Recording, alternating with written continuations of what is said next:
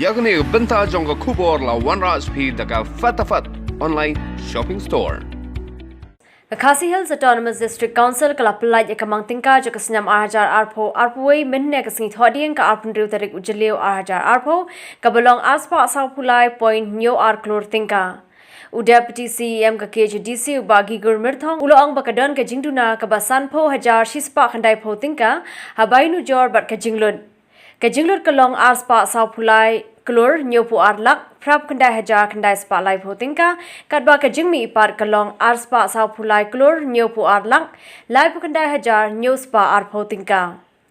Deputy CM ulai par ka jingkulare ka ying dorbar KHDC baka executive committee kan persyang kat bala barwat ikilat kilinti ban penklain bat penbahai ka jingpenmi pisa ka council amounting to 243 crore 72 lakh 89,930 be now passed. Motion move is that the Khasi Hills Autonomous District Council budget estimate for the year 2020-21 amounting to rupees 243 crores 72 lakhs 89,930 only be now passed. Mr. Chairman, sir, on a point of order.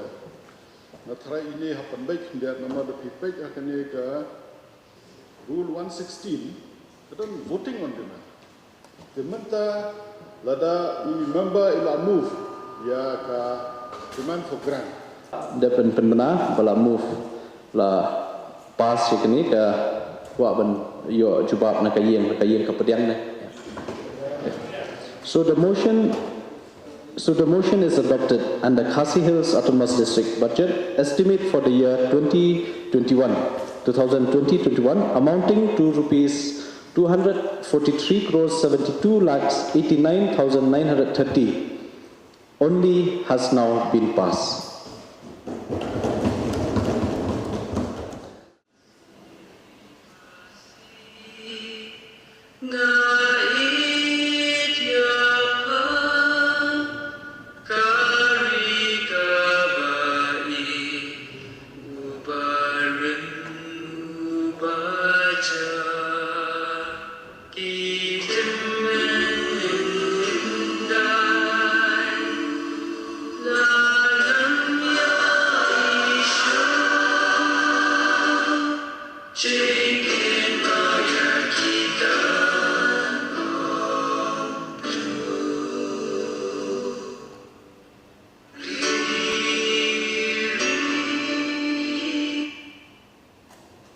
Subhanallah.